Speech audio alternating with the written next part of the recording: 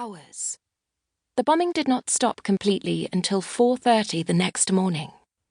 By the end of that first day and night of bombing, more than 400 people had died, including children. Many more children and adults were injured. It was 1 year into World War II. The United States wasn't fighting with Britain against Germany, yet. And for most of the past year, the battles had stayed away from British shores too.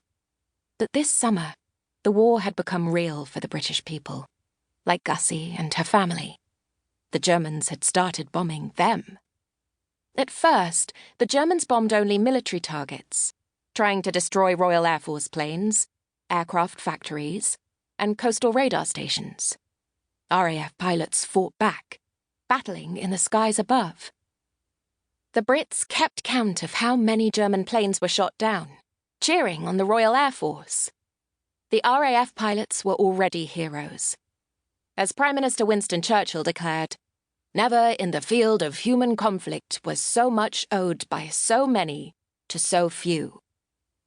Now the Germans were bombing not only air bases, but also civilians in London, the port city of Liverpool, and other English towns.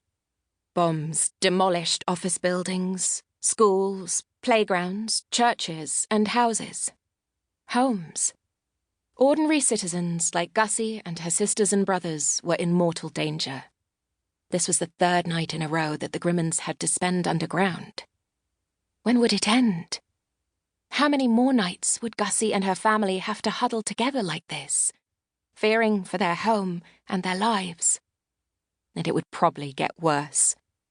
Adolf Hitler, Nazi Germany's dictator, threatened to invade by land. The British had every reason to believe that Hitler would follow through with this threat and send his army across the English Channel. This blitz on London was part of his Blitzkrieg, or Lightning War. After taking over Austria and Czechoslovakia, Hitler had used Blitzkrieg tactics to invade Poland in 1939, and German tanks had since rolled across Europe.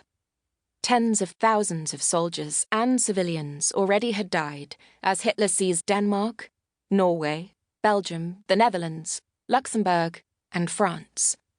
Hitler was determined to add Britain to the list. He wanted to take over the world. Winston Churchill refused to give in to German force. In his first speech as Prime Minister, just 4 months earlier, Churchill had vowed to wage war by sea, land, and air, with all our might and with all the strength that God can give us. To wage war against a monstrous tyranny never surpassed in the dark, lamentable catalogue of human crime. The British government insisted its citizens take safety measures. There was a universal blackout across the country every night, with shades blocking all indoor light, so that German planes would not be guided to their targets.